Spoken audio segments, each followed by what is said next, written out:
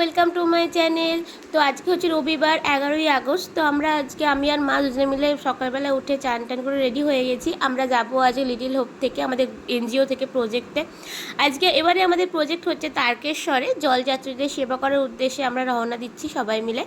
তো আমাদের আইটেম খুব একটা বেশি কিছু ছিল না, আমরা যতটা আমাদের সাধ্যের মধ্যে আমরা করার চেষ্টা করেছি।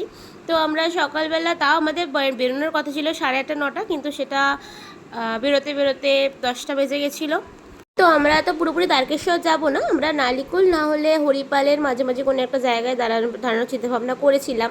তো যে রাস্তা দিয়ে জলযাত্রীরা জল নিয়ে যায় সেই রাস্তাতেই আমরা দাঁড়াবো। তো আমার বেরিয়ে গেছিলাম, আমাদের যেতে অনেকটাই টাইম লেগে গেছিলো, তাও মিনিমাম 1.5 ঘন্টা, মানে আমাদের পৌঁছতে বেজে গেছিলো হচ্ছে 12:30 1টার কাছাকাছি।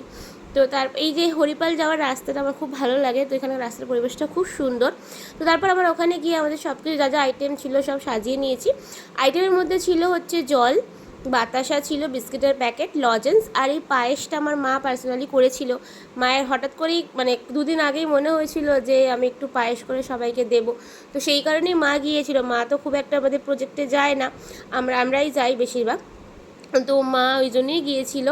তো তারপর এখানে দেখতে পাচ্ছি সবাই আস্তে আস্তে হাঁটা শুরু করে দিয়েছিল। এখানে তো সবসময়তেই লোক হাঁটতেই থাকে, আর যেহেতু আমরা রবিবার গিয়েছিলাম, তারপরের দিন সোমবার, এটা লাস্ট সোমবার ছিল, মানে শেষ একদম শ্রাবণ মাসের শেষ সোমবার। তো এই জন্য এই দিনকে ভিড়টা খুব বেশিই হয়েছিল। আমরাও বেশিক্ষণ ছিলাম না, আমরা বিকেলের মধ্যেই চলে এসেছিলাম, সন্ধ্যের দিকে বেশি ভিড়টা হতো। তো আমাদের আইটেম মোটামুটি খুব একটা তো ছিল না, তাই শেষ হয়ে গেছিলো, আমরা তাড়াতাড়ি চলে এসেছিলাম। আর এখানের যে জলযাত্রীরা যাচ্ছিলো বাঁক নিয়ে, সেই আওয়াজগুলো এত সুন্দর লাগছিল, আমি আসলে কোনোদিনও আসিনি। আর এই আওয়াজটা শুনে আমার এতটাই ভালো লাগতো, দেখতেও এত ভালো লাগছিলো যে কি বলবো। মানে আর আওয়াজটা আমি তোমাদের শোনাতে পারছি না, কারণ পাশে অনেক জায়গায় মাইকে গান বাজছিল, তো সেই কারণেই আমি তোমাদের শোনাতে পারছি না আওয়াজটা। তো তোমাদের শুনলে খুবই ভালো লাগতো, কিন্তু আমার কিছু করার নেই। তো এখানে আমরা তারপর আমাদের দেওয়া শেষ হয়ে যাওয়ার পরে আমরা অনেকক্ষণ ওখানে ছিলাম। এই যে সবাই যাচ্ছিল জল নিয়ে বাঁক নিয়ে, দেখতে খুব ভালো লাগছিলো আমাদের। আর তো আমি সব ভিডিও করছিলাম, তোমাদের সাথে যতটা আমি শেয়ার করতে পেরেছি, মানে তোমরা দেখে তোমাদের সত্যি খুব ভালো লাগবে, আমারও খুব ভালো লেগেছিলো প্রথমবারের জন্য আর কি এসব জিনিসটা দেখতে পেয়ে। তো এই প্রজেক্টটা আমাদের অনেক দিন ধরেই করার ইচ্ছা ছিল, মানে আগের বারে একটা কারণে আমাদের হয়ে ওঠেনি। তো এইবারে আমরা ভেবেছিলাম ওরা করবোই, অনেক চেষ্টা করেছি প্রজেক্টটা করার জন্য, তার মাঝখানে অনেকটা প্রবলেমও হয়েছিল।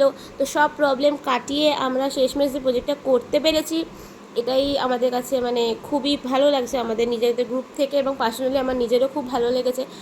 আর আমাদের গ্রুপ থেকে যারা যারা গিয়েছিল তারা সবাই খুব খুশি হয়েছে প্রজেক্টটা করতে পেরে। তো পরের বছর আমরা আবার করার চেষ্টা করব, আইটেম আরও বাড়ানোর চেষ্টা করব।